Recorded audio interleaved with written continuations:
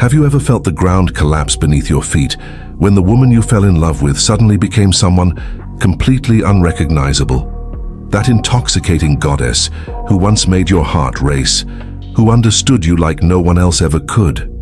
Where did she go? Why did she transform into this cold, distant stranger the moment you finally opened your heart completely? You're about to discover something that will shatter everything you thought you knew about love and attraction. Carl Jung exposed a devastating psychological truth that explains why every woman you've deeply fallen for seems to change after you commit emotionally. And here's the part that will twist your stomach. She didn't change at all. You were never actually seeing her in the first place. The pain you feel right now, that confusion, that sense of betrayal, that desperate question of what happened to the woman I fell in love with, it's not caused by her transformation. It's caused by the collapse of a powerful unconscious projection that Jung called the animus. And until you understand this hidden force operating in your psyche, you're doomed to repeat this agonizing cycle with every woman who captures your heart. Today, you'll finally understand why the woman you idealized had to die. You'll discover the unconscious archetypal forces that made you fall in love with a ghost. And most importantly, you'll learn how to break free from this psychological prison that's been sabotaging your relationship since the very beginning. You need to understand something fundamental about how your mind works when you fall in love. According to Jung, when you look at a woman you're attracted to, you're not actually seeing her. Your unconscious mind is projecting an internal image onto her, like a movie projector casting a film onto a blank screen. This internal image is what Jung called the anima, and it contains every ideal, every fantasy, every unconscious expectation you've ever had about the feminine. Think back to when you first met her. Remember how perfect she seemed, how she appeared to embody everything you'd ever wanted in a woman. That wasn't her. That was your anima taking possession of your perception.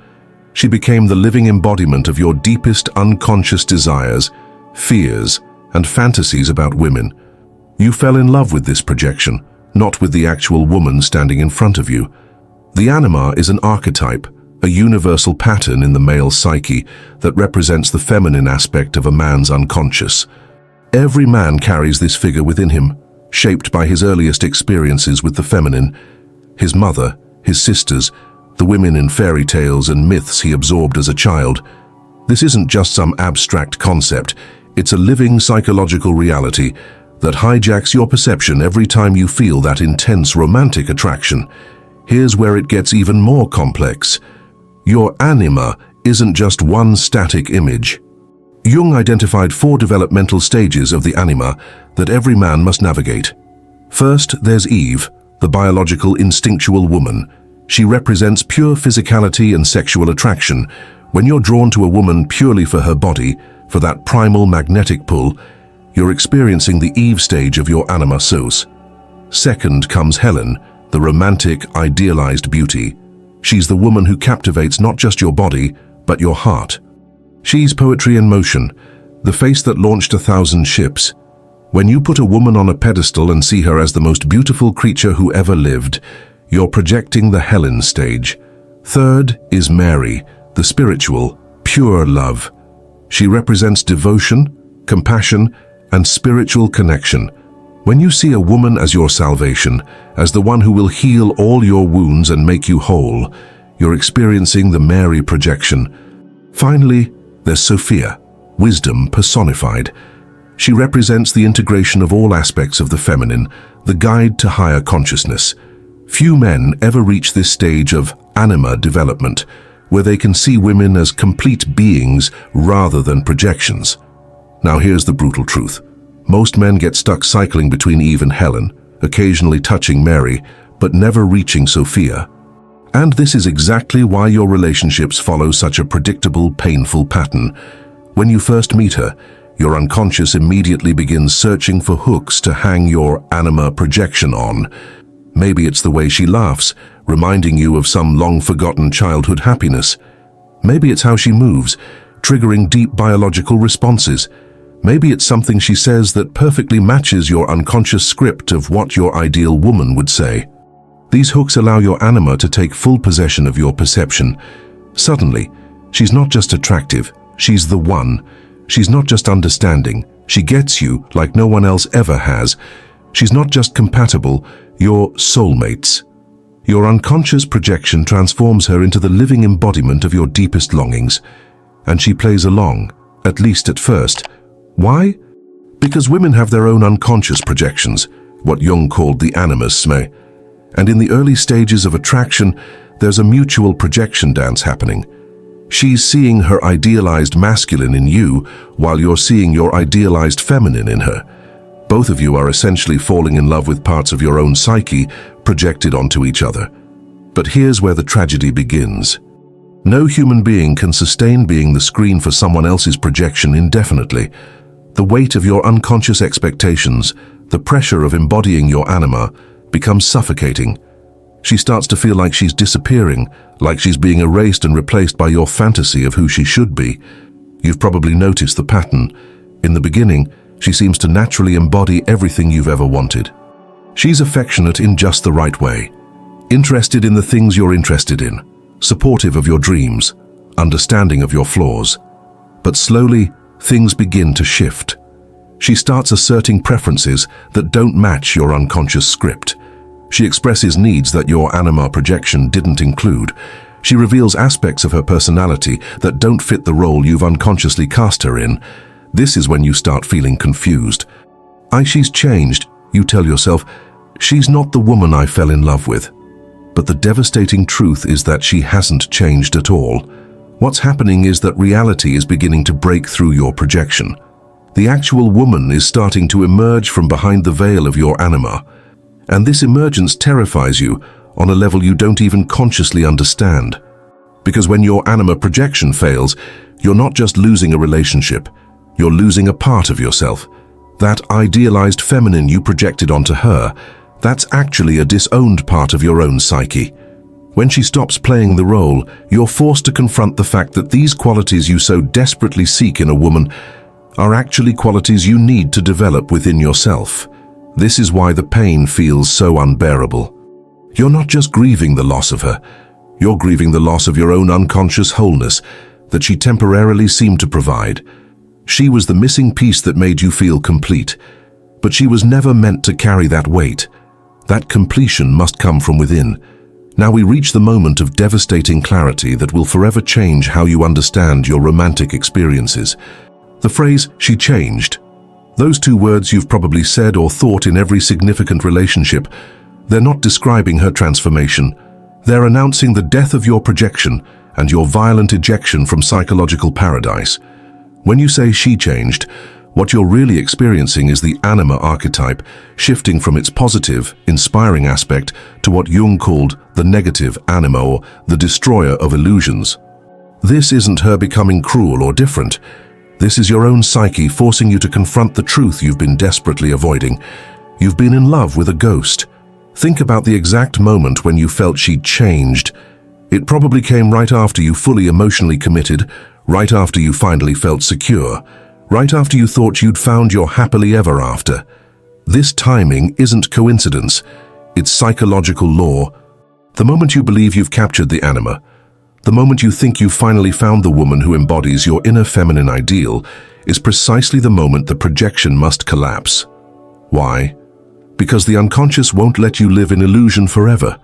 Your psyche knows that if you continue projecting your anima onto her, you'll never develop these qualities within yourself. You'll remain psychologically incomplete, dependent on external women to provide what you should be cultivating internally. So your unconscious does something that feels cruel, but is actually merciful. It withdraws the projection. Suddenly, the magic is gone. The goddess you were worshipping reveals herself to be a human woman with her own needs, flaws, anxieties, and desires that have nothing to do with your fantasy. The sense of betrayal you feel isn't because she deceived you, it's because your own psyche has stopped deceiving you. This is the moment when most men panic. Instead of recognizing what's really happening, that they're being called to psychological maturity, they blame her and she changed. She tricked me. She was pretending to be someone she's not. But she wasn't pretending any more than a movie screen pretends to be the film projected onto it. She simply existed, and you painted your entire inner world onto her existence. The rage you feel when she changes, That's the rage of a child being expelled from the womb. The confusion, that's your ego scrambling to make sense of why the goddess has vanished. The desperate attempts to get her back to how she was, that's you trying to resurrect a projection that your unconscious has already decided must die. Here's the most painful truth. The very qualities you fell in love with, her perfect understanding of you, her miraculous ability to be exactly what you needed, her seemingly supernatural connection to your deepest self, these were never her qualities at all. They were reflections of your own unconscious feminine, temporarily borrowed and projected onto her form. When the projection withdraws, you're not losing her. You're losing access to parts of yourself you've never learned to consciously contact. You now stand at the crossroads that every man must eventually face. You can either retreat back into unconsciousness, find another woman to project your anima onto, and repeat this cycle of idealization and disappointment until you die. Or you can choose the harder path, the path of genuine psychological awakening. The real work begins when you realize that no woman can be your anima. No woman can embody your internal feminine ideal because that ideal belongs to you. It's part of your own psychological completion that you must achieve independently. The woman you're meant to love isn't a screen for your projections, but a real, complex, ever-changing human being who deserves to be seen for who she actually is.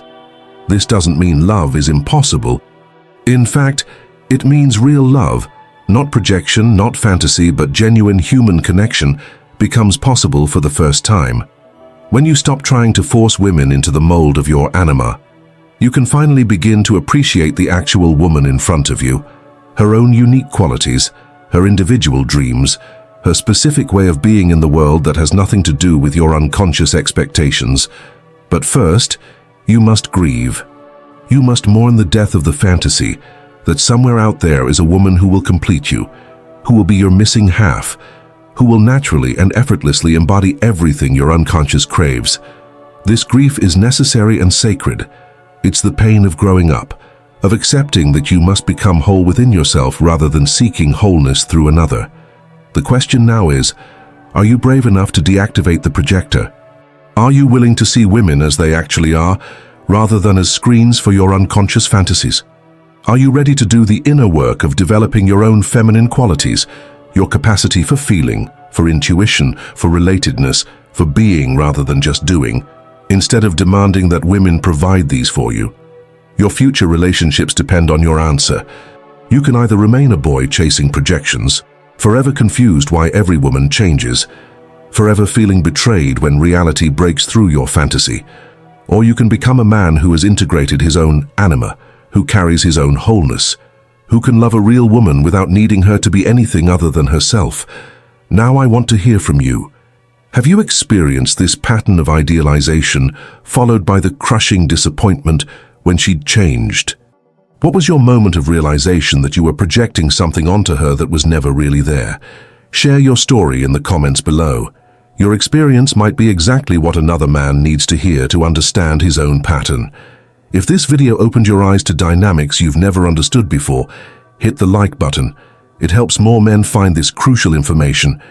Subscribe and hit the notification bell to continue exploring these deep psychological truths that shape our relationships in ways we rarely comprehend. And don't miss our previous videos where we've explored other hidden Jungian concepts that explain the mysterious patterns in your romantic life. The journey to psychological awareness isn't easy, but it's the only path to genuine, lasting love. Remember, she didn't change. Your projection did. And that's not a tragedy. It's an invitation to finally grow into the man you were meant to become. The man who doesn't need a woman to complete him because he's learned to complete himself. The man who can love not because he needs to fill a void, but because he has something genuine to give. The choice is yours.